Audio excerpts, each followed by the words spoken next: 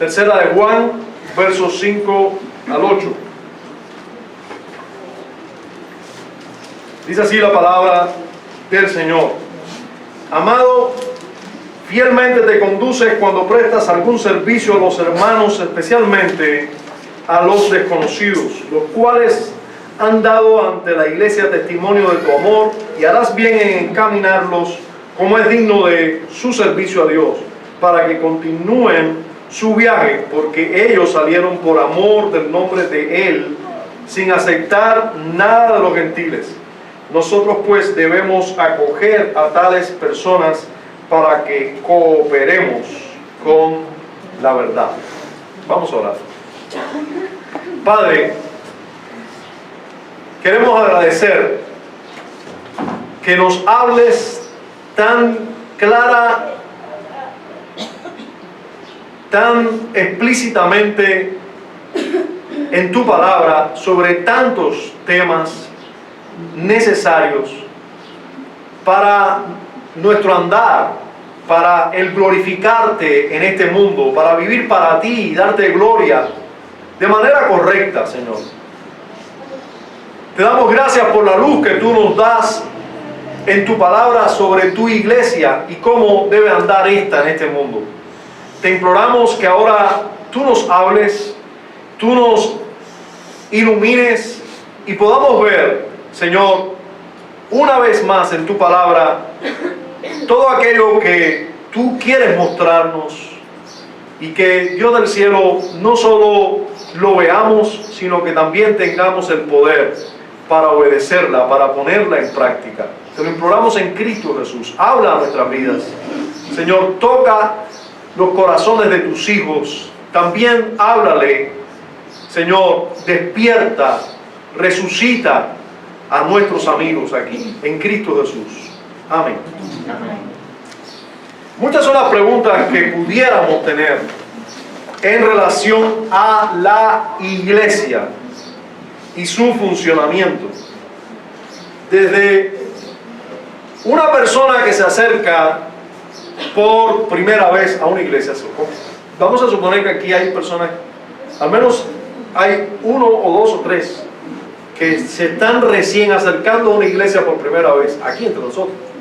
Y ellos pudieran pensar, ¿qué es una iglesia? ¿Qué tiene que hacer una iglesia?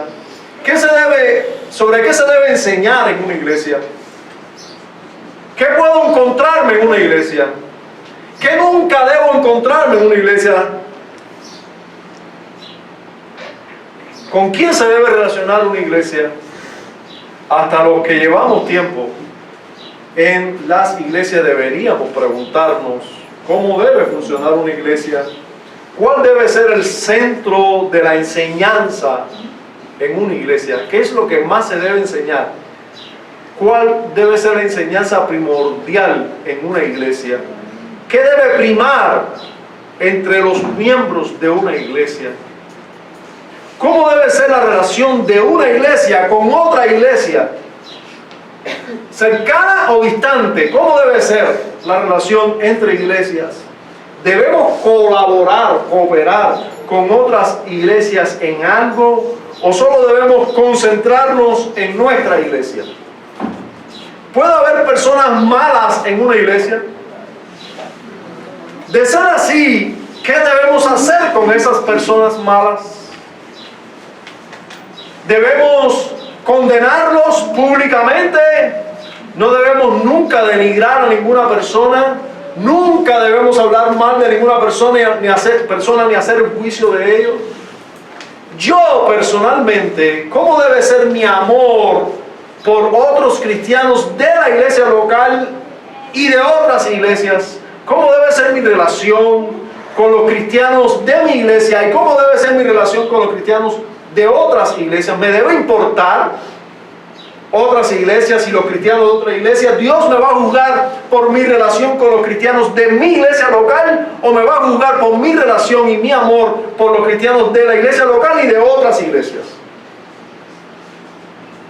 Estas y muchas otras preguntas deben y pueden estar en muchos de nosotros en relación a la iglesia donde estamos donde pretendemos servir y adorar a Dios, deberíamos preguntarnos todo eso.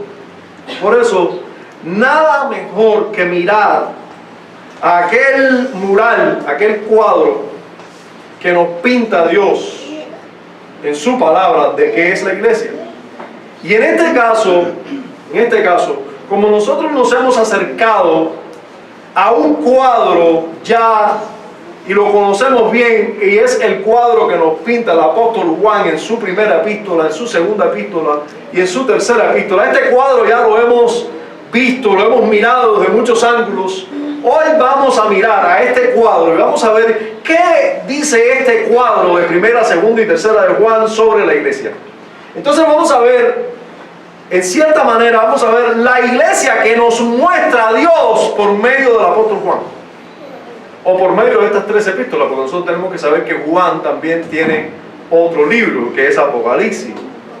Y allí también habla de la iglesia, pero vamos a ver solo este cuadro de las cartas apostólicas universales, bueno, algunas universales, otras personales, de Juan, y vamos a ver qué nos muestra Dios en este cuadro, en este mural, qué nos pinta Dios de la iglesia, y todos vamos a aprender de ello. En primer lugar, vamos a ver, primer punto, la iglesia que Dios nos muestra en la primera carta de Juan. Así de sencillo. Vamos a tener más o menos el mismo esquema del domingo pasado. Hablando de la verdad, hoy vamos a hablar de la iglesia y vamos a ver la iglesia que nos muestra Dios en la primera carta de Juan. Por supuesto que tenemos que ir todos a primera de Juan, y déjenme decir que vamos a usar mucho la Biblia y mucho los textos de primera de Juan en cada punto que vamos a ver. Ahora, lo primero que vamos a notar en relación a la iglesia, ¿verdad? Allí en primera de Juan, lo primero que vamos a notar es que Jesucristo era el tema fundamental de la enseñanza del apóstol. Jesucristo era el tema principal de la enseñanza, de la iglesia. La iglesia enseñaba sobre muchos temas, pero el tema fundamental en la iglesia, de lo que más se predicaba, de lo que más se enseñaba, de la doctrina fundamental de esa iglesia, de lo que más se hablaba era de Jesucristo. Así que de entrada, si en una iglesia tú llegas y Jesucristo no es el tema central, ya sospecha mal de la misma. En la iglesia que Dios nos muestra en primera de Juan, Jesucristo es el tema central y fundamental. Y eso lo vamos a ver desde el primer verso en la primera parte de esta epístola. Dice Juan, primera de Juan, estoy en primera de Juan, y voy a mencionar a partir de ahora ya no primera de Juan, porque estamos en primera de Juan. Vamos a ver el capítulo y el versículo. Primer capítulo, primer versículo, dice: lo que era desde el principio, lo que hemos oído, lo que hemos visto con nuestros ojos, lo que hemos contemplado y palparon nuestras manos tocante al verbo de vida. ¿Y quién es ese? Jesucristo. Jesucristo es la primera enseñanza. Él era desde el principio. Jesucristo era desde el principio. Miren cómo nos está enseñando de Jesucristo. Déjenme decirle que voy a tratar desde todo lo que habla de Jesucristo esta carta, y este es el primer inciso, es el inciso A, ¿verdad? Vamos a llegar hasta la Z. Quiere decir, para que ustedes vean que esta carta está llena de Jesucristo, y por lo tanto vamos a ir por toda la carta viendo lo que dice de Jesucristo, y vamos a ir rápido, realmente. Jesucristo es llamado el verbo de vida. Ahí mismo en la última parte dice: Él es el verbo, todo tocante al verbo de vida. Él era desde el principio, Él era el verbo de vida. Inciso C, Jesucristo es llamado la vida que se manifestó. Jesucristo es la vida que se manifestó. Dice el versículo 2b, porque la vida fue manifestada y la hemos visto y testificamos y nos anunciamos la vida eterna, la cual estaba con el Padre y se nos manifestó. Pero también se nos dice que Jesucristo es la vida eterna que estaba con el Padre y se nos manifestó, ya lo leímos. Pero también se nos dice que la sangre o muerte de Jesucristo limpia de todo pecado a aquellos que andan en luz. La sangre o muerte de Jesucristo limpia de todo pecado a aquellos que andan en luz. Versículo 7, 1:7 dice: pero si andamos en luz, como Él está en luz, tenemos comunión unos con otros, y la sangre de Jesucristo, su Hijo, nos limpia de todo pecado. ¿Verdad? ¿La sangre de quién? De Jesucristo nos limpia de todo pecado. Inciso F: Jesucristo es el justo, es el abogado ante el Padre de aquellos hijos suyos que hubieren pecado. Miren cuán central es la persona de Jesucristo en todo. Jesucristo es el justo, es el abogado ante el Padre de aquellos hijos suyos que hubieren pecado. Capítulo 2, versículo 1. Hijitos míos, estas cosas os escribo para que no pequéis. Y si alguno hubiera pecado, abogado tenemos para con el Padre. ¿A quién? A Jesucristo el justo. Si usted está viniendo aquí recientemente, ya usted entiende por qué todo es Jesucristo y Jesucristo y Jesucristo. Mire, malo fuera si nosotros no habláramos de Jesucristo, Jesucristo y Jesucristo. Vamos por el inciso F. ¿Y cuántos incisos tiene? Hasta la Z. Vamos por el F. Y miren cuántas cosas hemos dicho de Jesucristo. Pero, inciso G: los cristianos que dicen que están en Cristo deben andar como Él anduvo. Esa es otra verdad en relación a Jesucristo. Capítulo 2, versículo 6. El que dice que permanece en Él, hablando de Jesucristo, debe andar como Él anduvo.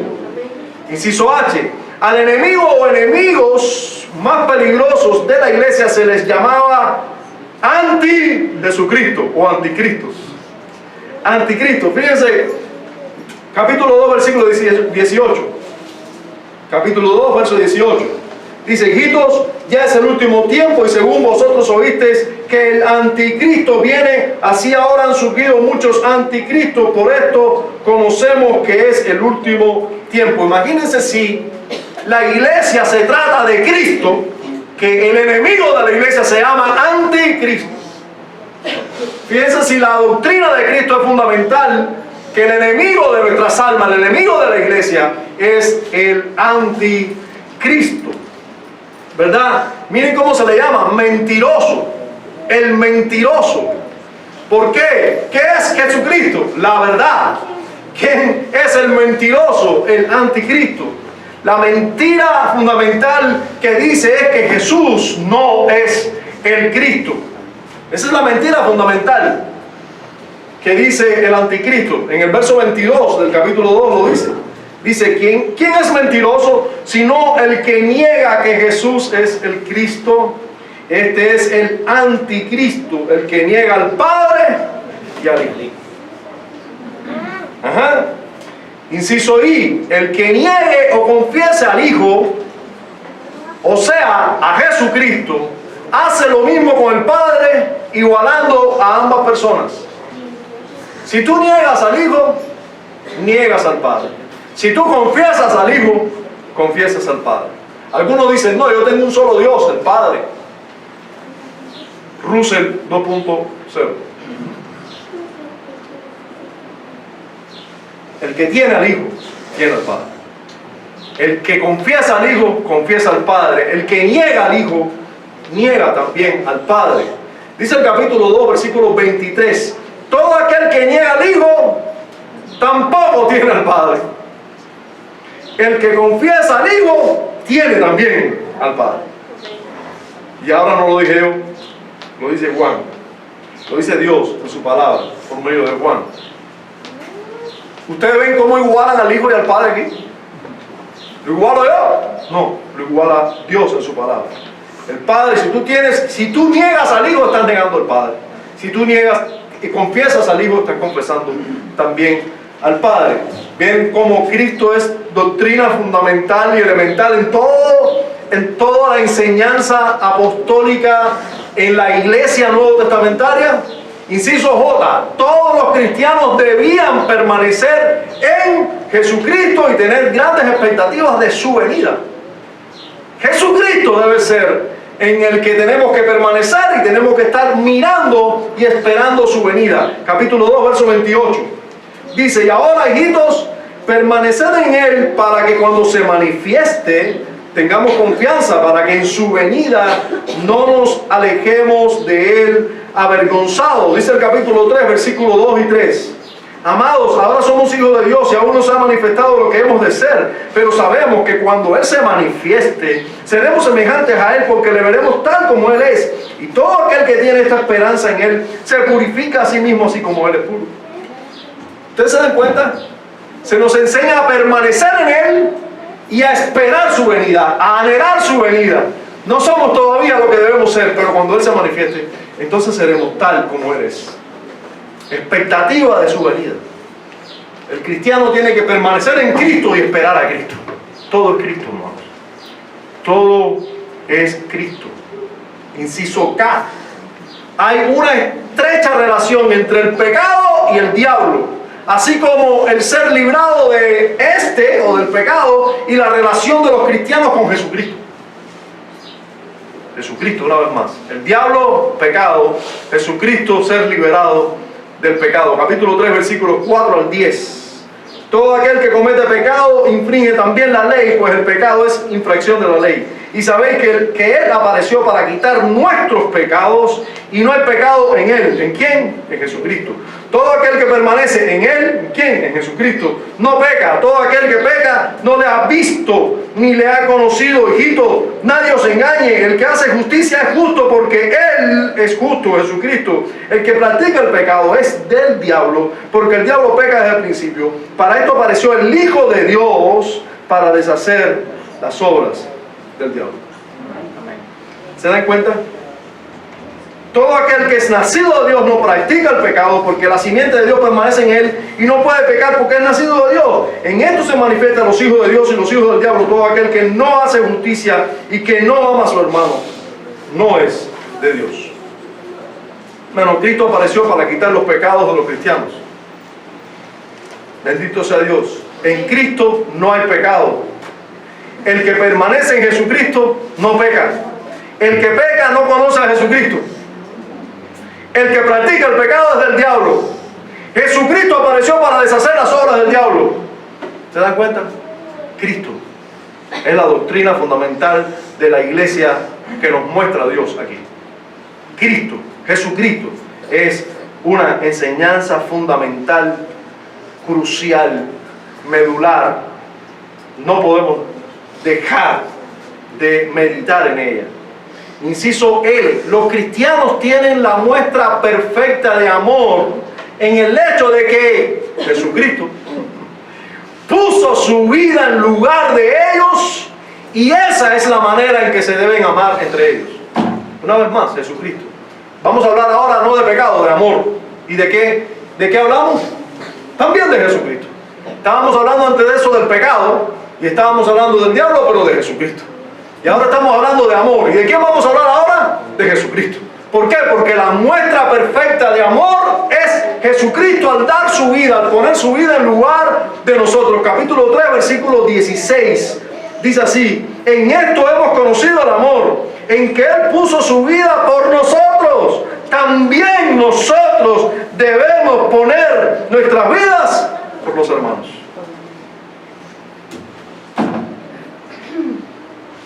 Jesucristo. Inciso M. El mandamiento fundamental que tienen los cristianos de parte del Padre es ¿qué cosa? Creer. ¿En quién? En Jesucristo su Hijo.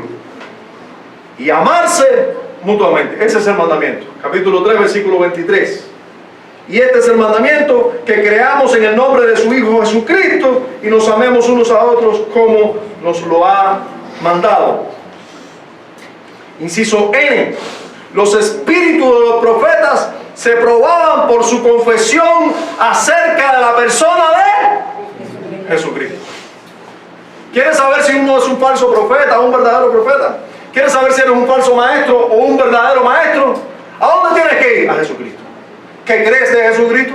Si confiesas correctamente quién es Jesucristo, ya sabes si eres un verdadero o un falso maestro. Ahí es, Cristo es la regla. Cristo es la verdad. Cristo es el medidor perfecto, la medida perfecta.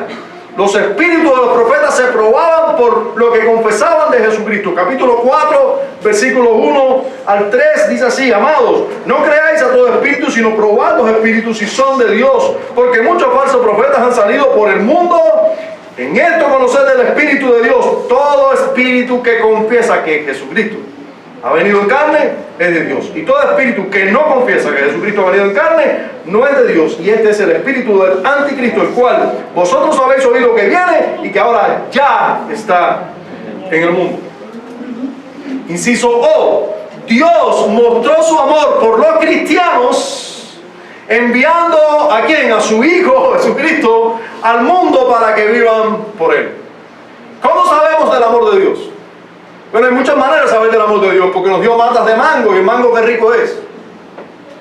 Porque nos da hierba, y de la hierba comen las vacas, y las vacas nos dan la leche, y qué rico es la leche, y qué rico es el queso que da la leche. Eso, ahí vemos el amor de Dios, ¿sí o no? El amor de Dios porque hay abejas, y las abejas me picaron. No, las abejas me pican, pero no solo las abejas pican, también comen del polen de las flores y hacen la miel, pero además de eso polinizan las flores para que haya frutos. Si no hay abejas, no hay frutos. Las picadas son malas, pero qué bueno que hay abejas. Ahí vemos el amor de Dios también. El sol, el amor de Dios. La lluvia, el amor de Dios. Pero hay una manera más excelente de conocer el amor de Dios. ¿Cuál es? Caemos en lo mismo: Jesucristo. Esa es la manera en que conocemos mejor, más extensamente, más explícitamente, más exhaustivamente el amor de Dios. El Hijo, Dios nos mostró su amor dándonos a su propio Hijo para que nosotros vivamos por Él. Capítulo 4, versículo 9 dice esta gran verdad: en esto se mostró el amor de Dios, en esto se reveló, en esto ahora sí se hizo clarito el amor de Dios. Se mostró, se reveló, se enseñó el amor de Dios para con nosotros, en que Dios envió a su Hijo unigénito al mundo para que vivamos por Él, para que no tengamos la muerte, para que no heredemos la muerte. Él nos dio a su propio Hijo para que vivamos por Él. Inciso P: el Hijo es enviado por el Padre para salvar al mundo. Él es enviado por el Padre para salvarnos, bendito sea Dios, no para condenarnos, para salvarnos. Versículo 14 del capítulo 4. Y nosotros hemos visto y testificamos que el Padre ha enviado al Hijo para salvarnos del mundo, el Salvador del mundo. Él es el Salvador del mundo, Jesucristo es el Salvador. Inciso Q: el que confiesa que Jesús es el Hijo de Dios permanece en Dios y Dios permanece en Él. Capítulo 4, verso 15. Todo aquel que confiese que Jesús es el Hijo de Dios, Dios permanece en Él y Él en Dios.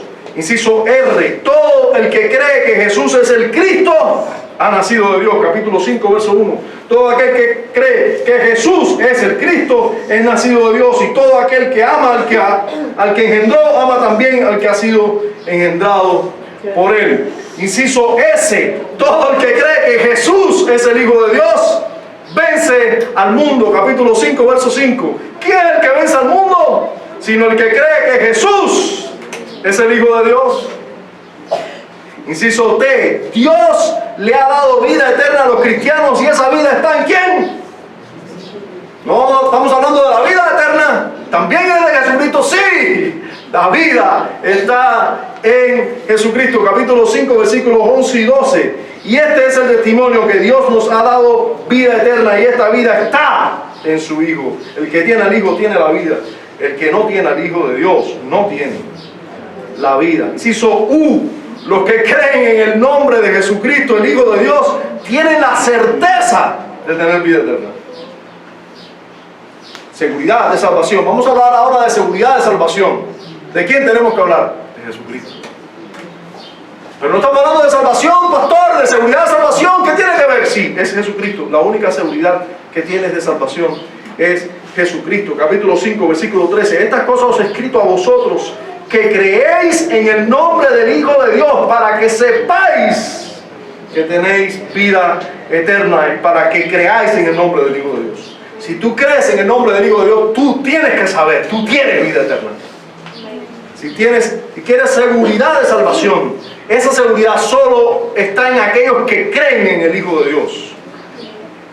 Inciso V, los que creen en Jesucristo tienen la certeza de ser escuchados por Dios en sus oraciones.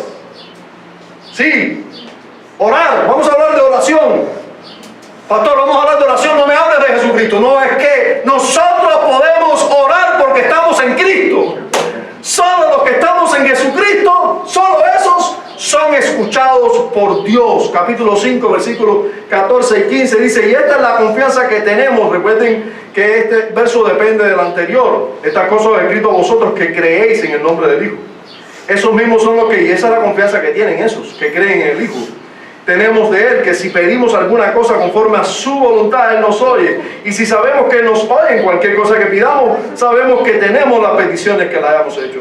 Y nosotros sabemos, por eso nos podemos exponer a este cuadro glorioso de primera, segunda y tercera de Juan, ver este lienzo, y viendo este lienzo podemos ver lo que de la iglesia nos dice. ¿Verdad? Estamos viendo lo que este lienzo nos dice de la iglesia, y como ya hemos visto este lienzo y hemos estudiado este lienzo, nos es más fácil recordar que Dios no escucha a todo el mundo, pero a los que creen en Jesucristo, Él nos oye. Bendito sea Dios. Inciso W. Los que creen en Jesucristo pueden tener también la certeza de no ser dominados por el pecado, porque Jesucristo mismo les guarda del maligno. Capítulo 5, verso 18. Sabemos que todo aquel que ha nacido de Dios no practica el pecado, pues aquel que fue engendrado por Dios le guarda y el maligno no le toca. Victoria sobre el pecado. Vamos a hablar sobre victoria sobre el pecado. Hay que hablar de Jesucristo. Él es quien nos guarda del maligno. Inciso X. Los que creen en Jesucristo pueden tener la certeza que son de Dios, a diferencia del resto del mundo, que es del maligno. ¿De quién tú eres? ¿De Dios o del maligno? Eso lo sabes solo por Jesucristo. Si estás en Jesucristo, eres de Dios. Si no, eres del maligno. Dice así el verso 19 de este capítulo. Sabemos que somos de Dios y el mundo entero está bajo maligno. ¿Quiénes son esos? Los que creen en el Hijo. E inciso Y, le había dicho que era Z, yo soy un poco mentiroso, deja estar Y. Y, los que creen en Jesucristo tienen entendimiento dado por Él para saber que están en el verdadero Dios, el cual es Jesucristo. Vamos a hablar ahora de lo que entendemos, de lo que comprendemos, de la inteligencia que tenemos para saber de Dios. ¿Quién nos la ha dado? Jesucristo. Jesucristo es quien nos ha dado entendimiento para saber si estamos o no en el verdadero Dios. ¿Y quién es el verdadero Dios? Jesucristo. Tema fundamental de la enseñanza de una iglesia es la iglesia que Dios nos muestra aquí. El tema fundamental es Jesucristo.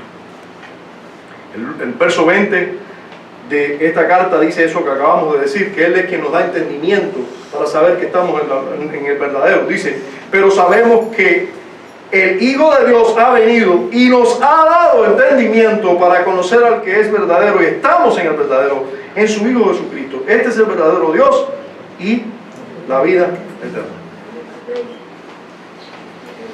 Él nos da el entendimiento para saber si estamos en el verdadero. ¿Y quién es el verdadero? Él es el verdadero. Necesitamos conocer a Cristo y estar en Cristo y aprender de Cristo y escuchar de Cristo y meditar en Cristo, porque Él es el todo de la iglesia. Él es la verdad, Él es la vida, Él es el tema central de la enseñanza de la iglesia en el Nuevo Testamento. En segundo lugar, ¿qué vamos a aprender de la iglesia en este lienzo? Y estamos solo aprendiendo sobre la parte del lienzo de primera de Juan, ¿verdad? ¿Qué más vamos a aprender de la iglesia? Ya aprendimos que la enseñanza central de la iglesia era Jesucristo, En segundo lugar, debemos ver y notar la familiaridad y amor entre sus líderes y los miembros normales. Sí, hoy en día, por ahí hay muchos apóstoles. Cuidado, son personas intocables.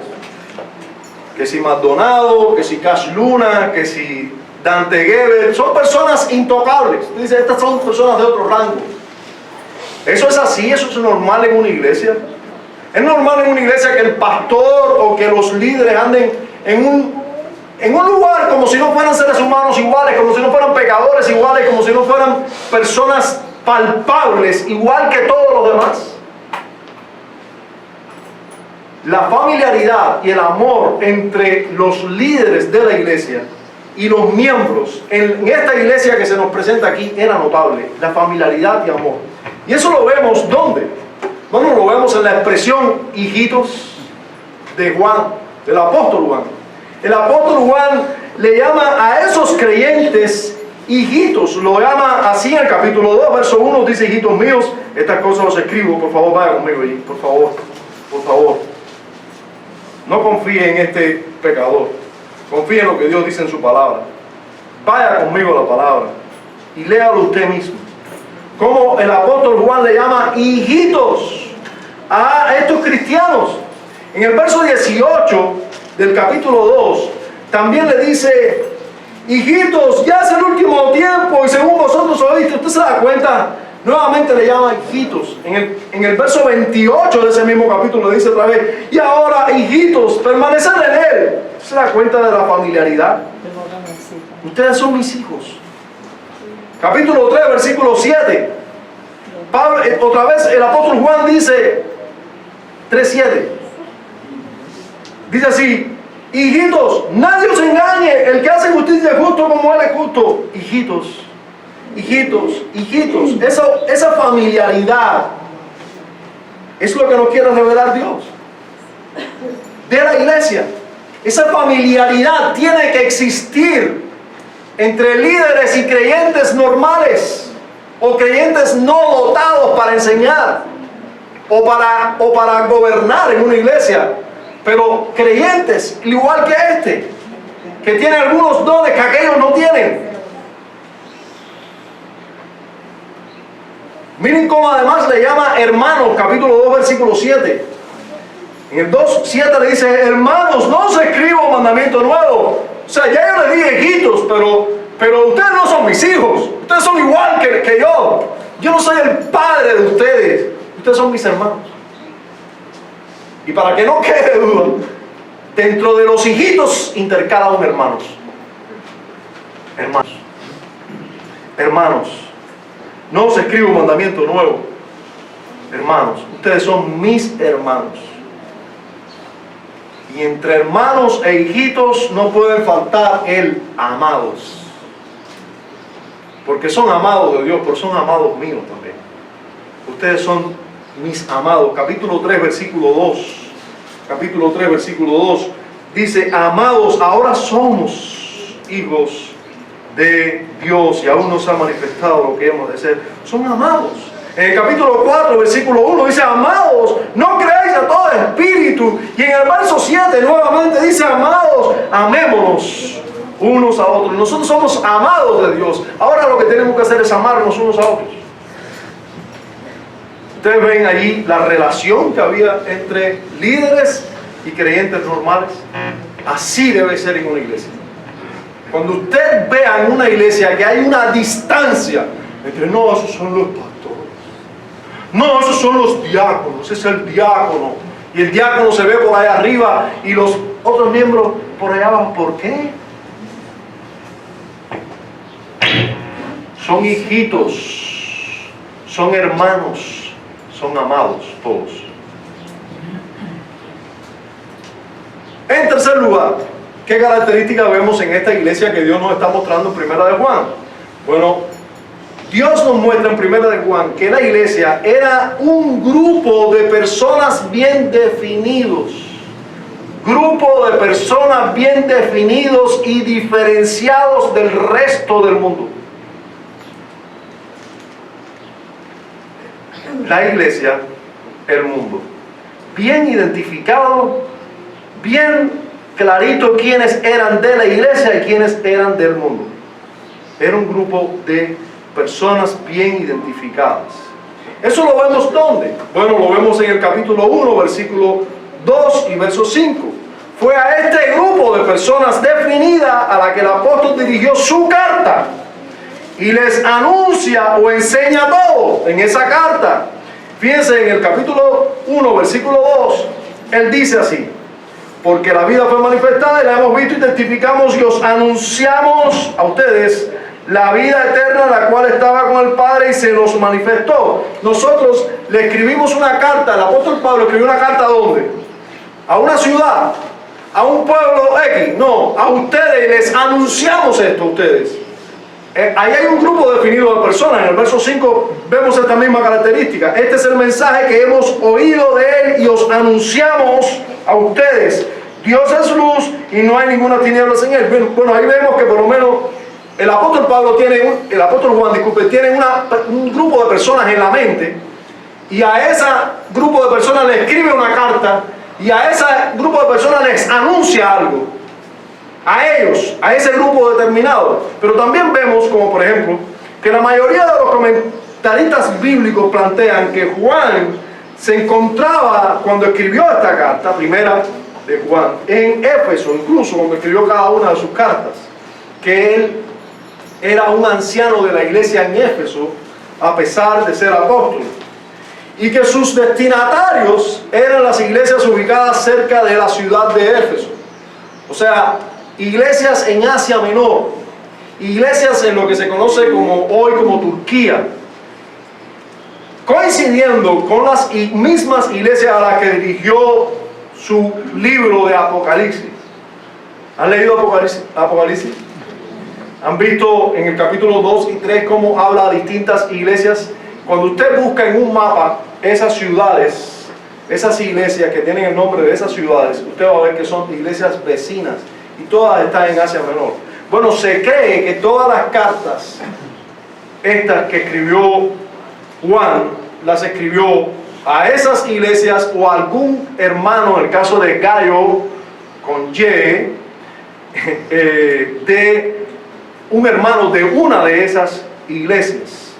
Entonces Juan está pensando en un grupo determinado de personas, definido de personas. Pero además, note usted la mención de mandamientos específicos de amor a los hermanos. ¿Cómo yo te voy a mandar a ti amar a los hermanos si tú no sabes quiénes son los hermanos? ¿Quiénes son los hermanos? No, los del barrio, no es amor, amen a los del barrio, no, a los hermanos. ¿Y quiénes son los hermanos? Tienen que estar bien definidos los hermanos. Eso indica que cada uno de ellos podía saber quiénes eran hermanos o de la iglesia y quiénes no eran hermanos. Cuando nosotros vemos esto repetidas veces en esta carta, como por ejemplo capítulo 2, versículo 9 hasta el 11, vemos esto. Dice: el que dice que está en luz y aborrece ¿a quién? A su hermano, está todavía en tinieblas. El que ama a su hermano permanece en la luz y en él no hay tropiezo. Pero el que aborrece ¿a quién? A su hermano está en tinieblas y anda en tinieblas y no sabe a dónde va, porque las tinieblas le han cegado los ojos. Entonces nosotros estamos viendo ahí que hay que amar a un grupo de personas, y esos son los hermanos. Por eso estamos defendiendo la tesis que una iglesia, las iglesias que Dios nos quiere mostrar aquí, eran iglesias que eran grupos determinados de personas y bien definidos. Ellos tenían que amarse mutuamente los hermanos, por lo tanto tenían que conocer quiénes eran esos hermanos. Ese mismo patrón lo vemos en el capítulo 3, versículos 16 y 17, donde dice: en esto hemos conocido el amor, en que Él puso su vida por nosotros, también nosotros debemos poner nuestra vida ¿por quién? Por todos los hombres, por todos los que viven en tu ciudad. No, dice por los hermanos. Pero el que tiene bien de este mundo y ve a quién, al vecino, al enemigo, no, a su hermano, tener necesidad y cierra contra él su corazón, ¿cómo mora el amor de Dios en él? Entonces, era un grupo determinado y bien definido de personas. ¿Entiendes eso? El hecho también de reconocer a los que salieron de ellos implica que ellos eran un número determinado y bien definido. Capítulo 2, verso 19. Capítulo 2, verso 19. Salieron de nosotros, pero no eran de nosotros, porque si hubiesen sido de nosotros, habrían permanecido con nosotros, pero salieron para que se manifieste que no todos son de nosotros. Entonces, ¿de dónde salieron? De un grupo determinado, definido de personas. Salieron de ahí, se fueron de ahí. Entonces estaba bien definido ese grupo, ¿verdad? Salieron porque no eran de nosotros. Si hubieran sido de nosotros, hubieran permanecido. Pero salieron para dar testimonio que no todos eran de nosotros. En cuarto lugar, las iglesias que la iglesia que Dios nos está mostrando, la relación entre ellas, entre las iglesias de distintas ciudades, era muy estrecha. Escúcheme. La iglesia que Dios nos está mostrando a través de Primera de Juan, esa iglesia que Dios nos está mostrando, era una iglesia que tenía relación entre sus partes o entre las iglesias locales. Las iglesias de distintas ciudades tenían mucha y estrecha relación entre sí. Eso lo vamos a ver como por ejemplo en el pedido apostólico de no tener confianza en todas las enseñanzas. Pues es una evidencia clara de la relación que había entre esas iglesias. Fíjense, usted, vaya conmigo al capítulo 4, versículo 1 al 3. Capítulo 4, versículo 1 al 3. Amados, no creáis a todo espíritu, sino probad los espíritus, si son de Dios. Porque muchos falsos profetas han salido por el mundo. En esto conoced el Espíritu de Dios. Todo espíritu que confiesa que Jesucristo ha venido en carne es de Dios. Y todo espíritu que no confiesa que Jesucristo ha venido en carne no es de Dios. Y este es el espíritu del anticristo, el cual vosotros habéis oído que viene y ahora ya está en el mundo. ¿Usted se da cuenta? ¿Usted se da cuenta? Bueno, nosotros ya hemos visto este lienzo otras veces. Ya hemos analizado este texto otras veces. Y es por eso que yo creo que no debemos demorarnos mucho en explicar esto. Pero usted debe darse cuenta que cuando el apóstol Juan está diciendo, prueben los espíritus a ver si son de Dios, les estaba diciendo, prueben a los maestros que vienen a enseñar a sus iglesias, a ver si son maestros que vienen a enseñar la verdadera doctrina de Cristo. ¿Y por qué es que vienen maestros a mi iglesia a enseñar y yo tengo que probar sus espíritus? Porque esto era una costumbre entre las iglesias, hermanos. Era una costumbre que maestros de otras iglesias vinieran y enseñaran en una iglesia local de la cual ellos no eran miembros. Y quizás maestros de esta iglesia iban a enseñar a otras iglesias. Y tanto era el amor entre ellas, que podían cometer el error de recibir un maestro y simplemente abrir la boca y recibir la enseñanza. Y el apóstol Juan les dice, no hagan eso. Prueben los espíritus. Los maestros que vengan, bien, recíbanlo, pero escuchen bien lo que dicen. Y si no testifican que Jesucristo ha venido en carne, deséchenlo, porque no es el espíritu de Cristo, es el espíritu del anticristo lo que tienen ellos. O sea, son falsos maestros. Pero este llamado de atención tiene sentido solamente por el hecho de que las iglesias tenían comunión entre ellas. Se ayudaban mutuamente con la enseñanza. ¿Se da cuenta? Espero que sí. Espero que sí. Ese pedido apostólico tiene sentido porque había una relación estrecha entre iglesias. Y había ayuda. Y los maestros de aquí iban allá, y los maestros de allá iban aquí, venían aquí, etc. Pero también nosotros vemos esa relación, la existencia misma de esta carta, Primera de Juan. Si usted va a cómo le llaman los editores de la Biblia a esta carta, mire cómo se llama: Primera Epístola Universal de San Juan Apóstol. ¿Por qué se llama Primera Epístola Universal? Porque no fue escrito a una persona, a una iglesia.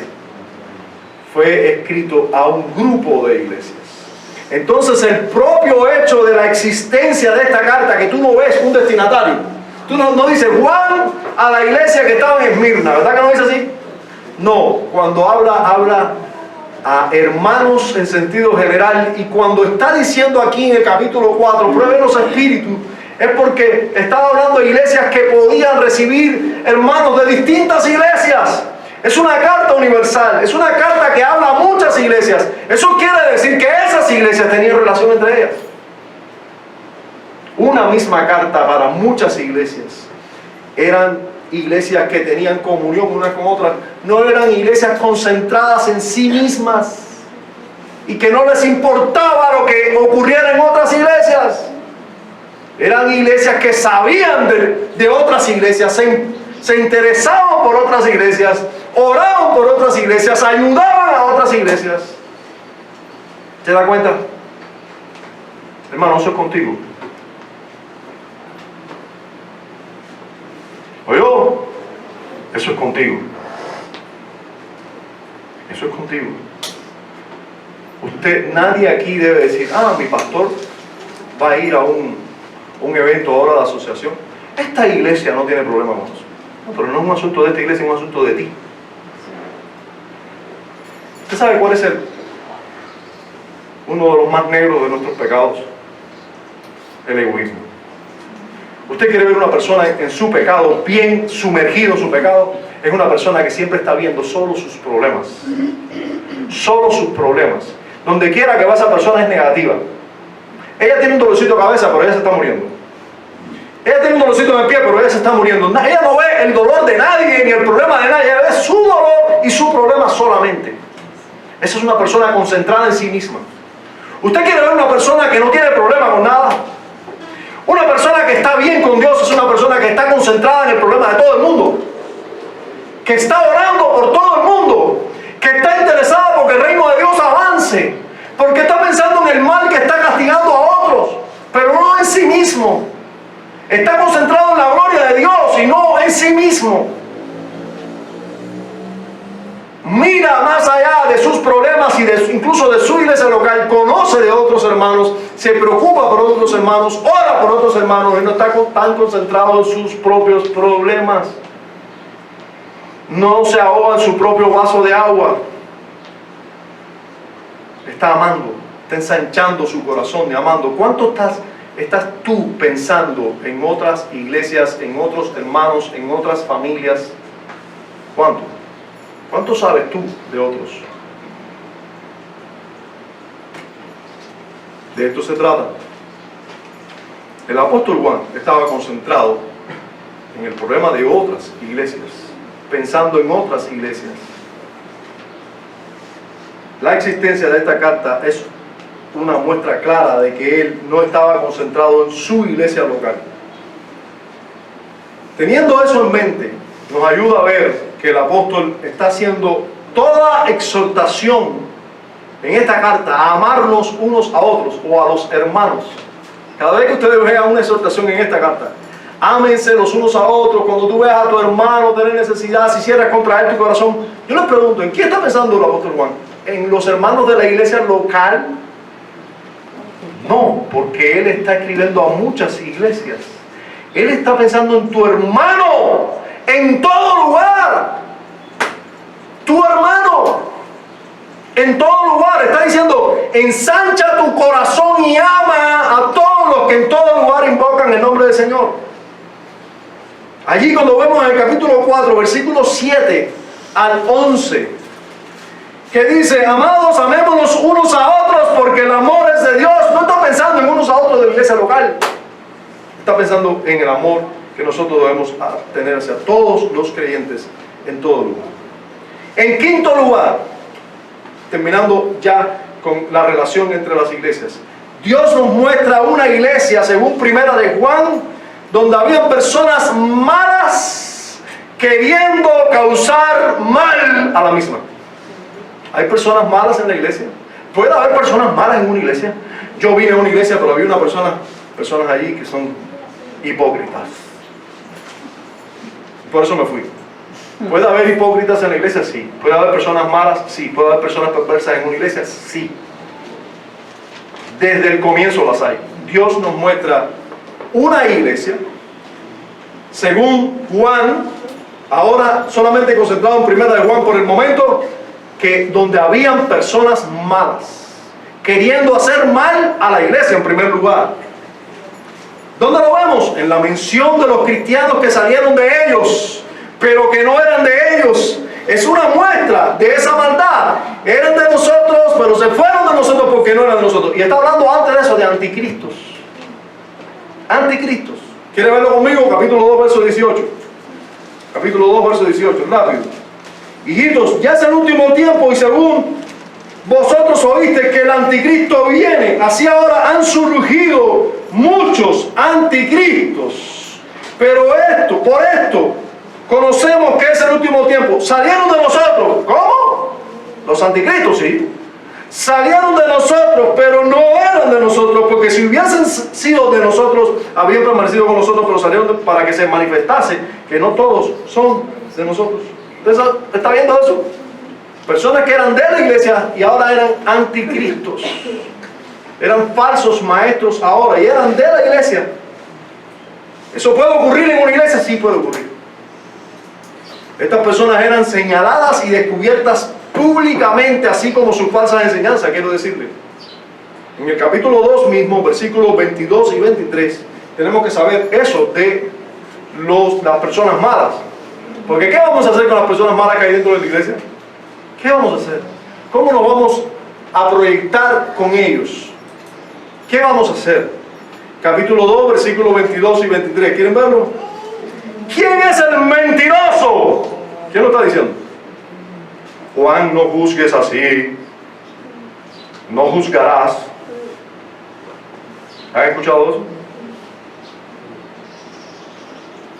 Ellos son anticristos, les dijo ya.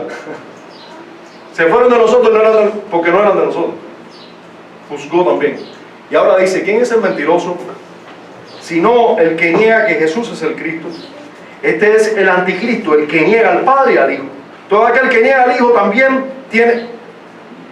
Todo aquel que niega al Hijo tampoco tiene al Padre. El que confiesa al Hijo tiene también al Padre.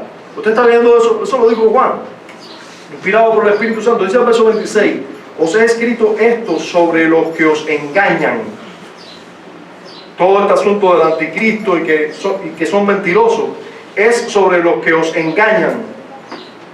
Yo les he escrito eso sobre ellos, que son los que los engañan. En el capítulo 4, los versos del 1 al 6, indudablemente dice, amado, no crean a todo espíritu, sino probad los espíritus si son de Dios, porque muchos falsos profetas han salido por el mundo. Indudablemente, dice, y en esto conocer del Espíritu de Dios, todo espíritu que confiesa que Jesucristo ha venido en carne es de Dios, y todo espíritu que no confiesa que Jesucristo ha venido en carne no es de Dios, y este es el espíritu ¿de quién? Del anticristo, el cual vosotros habéis oído que viene y ahora ya está con vosotros. Hijitos, vosotros sois de Dios y los habéis vencido, porque mayor es el que está en vosotros que el que está en el mundo. Ellos son del mundo, por eso hablan del mundo y el mundo los oye. Nosotros somos de Dios. El que conoce a Dios nos oye, el que no es de Dios no nos oye. En esto conocemos el espíritu de verdad y el espíritu de error. ¿Usted se da cuenta cómo Juan acusa a esas personas? Les llama anticristo, les dice que son mentirosos, les dice que son del mundo y les dice que tienen el espíritu del anticristo. ¿Se da cuenta? Qué poco ético es Juan, ¿verdad? Está denigrando a ciertas personas ahí. No, hermano, él está condenando la maldad y está juzgando según la verdad y llamando las cosas por su nombre. Es antiético hablar de estas personas, no es antiético. Es conforme a la verdad y a la piedad.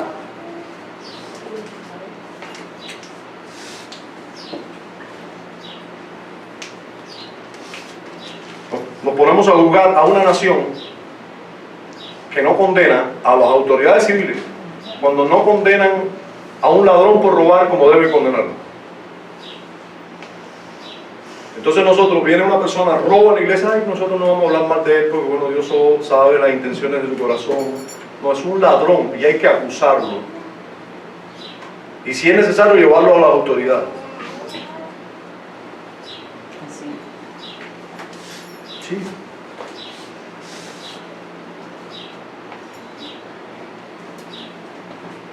Bien, la iglesia que Dios nos muestra esa en primera de Juan fue así. Vamos a tratar de ir más rápido en segunda de Juan. La iglesia que Dios nos muestra en la segunda carta de Juan.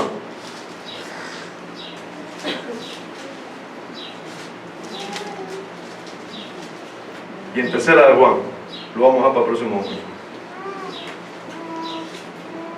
Porque no voy a predicar corriendo todo esto. Hermanos, en primer lugar, el centro de atención de una iglesia, la doctrina fundamental de una iglesia, la doctrina que no puede faltar en un púlpito, la que no puede faltar en un púlpito, es Jesucristo. No puede faltar. Él es el centro, el fundamento de nuestra atención y de nuestra predicación. Sí. Si vamos a hablar de amor, tenemos que hablar de Jesucristo. Si vamos a hablar, por favor, no se preocupe por los expliques, si se rompieron, que si no se rompieron, por los ventiladores, por favor. Cualquier cosa puede desviar nuestra atención, yo lo sé, así somos de frágiles, así somos de sencillos. Pero concéntrese aquí, porque el único que quiere que usted se entretenga ahora mismo es el diablo. Quiero aplicar todo lo que hemos visto aquí. Estábamos viendo, queríamos ver todo el cuadro del apóstol Juan, pero vimos gran parte del lienzo, todo lo de primera de Juan, que es la más extensa de sus cartas. ¿Qué nos mostró Dios de la iglesia según primera de Juan? Que la doctrina que primaba en la iglesia, la doctrina fundamental de la iglesia era Jesucristo. Él es desde el principio, Él es la verdad, Él es la vida, Él es el verbo de vida. Él es Dios, Él es nuestro Salvador, Él es el justo, Él es nuestro abogado, Él es quien nos muestra el amor de Dios, Él es el que mejor mostró cómo amarnos unos a otros. Cristo es la doctrina fundamental de una iglesia verdadera. Pero también aprendimos que una iglesia verdadera, así como Dios nos muestra en las Escrituras, es una iglesia donde los líderes de la iglesia y los miembros son iguales, son hermanos. Aunque los líderes los llamen a los que no son líderes como hijitos, como amados, son hermanos. Por lo tanto, debe haber una relación clara, transparente e igual entre líderes, entre oficiales y no oficiales en una iglesia. También vimos que una iglesia, según como Dios nos la muestra en las Escrituras, una iglesia que está bien definida del mundo. Sus miembros se conocen entre ellos. Ellos saben bien quiénes son sus hermanos. Pero al ver claramente que también las iglesias no eran iglesias locales donde Cristo es la cabeza y conocían muy bien su independencia o conocían muy bien su autonomía, también sabían que no estaban solas en el mundo y que habían otras iglesias y que en esas otras iglesias habían hermanos y que esos hermanos eran motivo de su amor también. Por lo tanto, debían amarse mutuamente. Debían amarse mutuamente.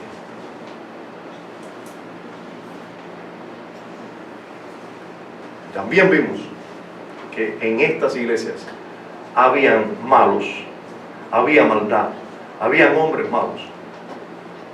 Pero que esos hombres malos no se salían con la suya. Eran señalados, eran acusados debidamente.